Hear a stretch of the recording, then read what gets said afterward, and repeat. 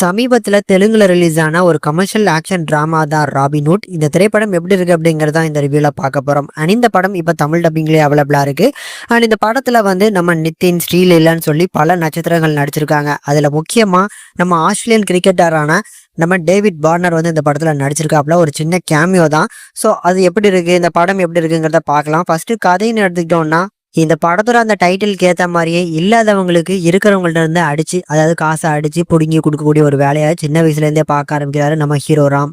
இப்படி சின்ன வயசுல இருந்தே அந்த இல்லாதவங்களுக்கு இவங்களுக்கு எல்லாத்தையுமே ஏதாவது பண்ணணும் அப்படின்னு சொல்லி இந்த ராபின்ஹுட்டா மாறக்கூடிய நம்ம ஹீரோவை இன்ன வரைக்கும் போலீஸ் தேடிக்கிட்டு தான் இருக்கிறாங்க. ஆனா ராபின்ஹுட் எப்படி இருப்பான் அப்படின்னு சொல்லி ஒரு பக்கம் போலீஸ் தேடிக்கிட்டு தான் இருக்கிறாங்க. அதுக்காக ஒரு ஸ்பெஷல் ஆபீசரா வராரு நம்ம ஷெயின் டாம் எப்படியாவது இந்த ராபின்ஹுட் யாரு அப்படிங்கறத தெரிஞ்சுக்கிட்டு பிடிப்பேன் அப்படின்னு சொல்லி அவர் ஒரு பக்கம் தேடிட்டு இருக்காரு. இன்னொரு பக்கம் ஒரு பெரிய பிசினஸ்மேனோட ஒரு பொண்ணா வராங்க நம்ம ஸ்ரீலீலா. ஸோ இவங்க வெளிநாட்டுல இருந்து இப்போ இந்தியாவுக்கு வர்றதுனால இந்தியாவில் இவங்களுக்கு த்ரெட் இருக்கு. ஸோ அதனால இவங்களுக்கு ப்ரொடெக்ஷன் கொடுக்கறதுக்காக ஒரு செக்யூரிட்டி ஏஜென்சியை பார்த்தீங்கன்னா புக் பண்றாங்க. அந்த செக்யூரிட்டி ஏஜென்சில நம்ம ஹீரோ போய் ஜாயின் பண்ணி இதுக்கப்புறம் என்னெல்லாம் பண்ண போறாரு. ஒரு பக்கம் ஸ்ரீலீலாவை கடத்தணும்னு நினைக்கக்கூடிய ஒரு கும்பல் ஒரு பக்கம், அவங்கள வச்சு த்ரெட்டின் பண்ணியாவது இந்த ஊருக்கு வர வைக்கணும்னு சொல்லி இன்னொரு கும்பல் ஒரு பக்கம்னு சொல்லி ஸ்ரீலீலாவை சுத்தி நடக்கக்கூடிய விஷயங்கள்ல இதுக்கப்புறம் நம்ம ஹீரோ எப்படிலாம் அவங்கள ப்ரொடெக்ட் பண்ண போறாரு.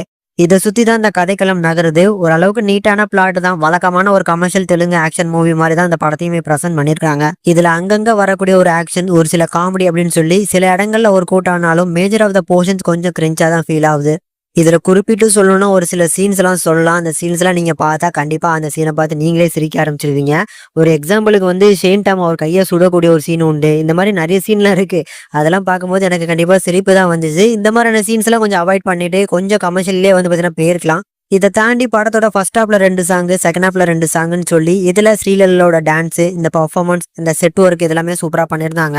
என்ன கேட்டா ஒரு கிரிப்பிங்கான ஒரு ஸ்டோரி லைன் இந்த படத்துல இல்லைங்க. ஸோ ஒரு யூஸ்வலான ஒரு ஸ்டோரியை பார்த்தீங்கன்னா அந்த சைல ராபின்ஹுட், இந்த சைல பார்த்தீங்கன்னா செக்யூரிட்டி ஏஜென்ட்ஸ்னு சொல்லி ரெண்டுமே சம்பந்தமே இல்லாம கனெக்ட் பண்ணி கடைசி பார்த்தீங்கன்னா ஒரு கிளைமேக்ஸ் போட்டு முடிச்சிருப்பாங்க.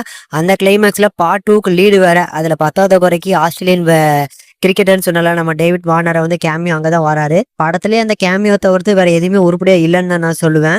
ஸோ ஸ்ரீலீலா பர்ஃபார்மன்ஸ் நல்லா இருந்துச்சு, நிதினோட பர்ஃபார்மன்ஸ் நல்லா இருந்துச்சு. ஆனா அந்த டேவிட் வார்னரோட அந்த கேமியோ இந்த சோஷியல் மீடியாலாம் ட்ரெண்ட் பண்ணாம இருந்தாங்கன்னா அதுவாவது பார்க்கறதுக்கு ஆடியன்ஸ்க்கு ஒரு சர்ப்ரைஸா இருந்திருக்கும். பட் அதுவுமே கிடைக்காம போதனால ஒரு சுமாரான ஒரு படம் தான். முடிஞ்சா ட்ரை பண்ணி பாருங்க. தமிழ் டப்பிங்கை பொறுத்த அளவுக்கு சூப்பரா பண்ணிருக்காங்க. டெக்னிக்கலி சவுண்டான படம் தான்.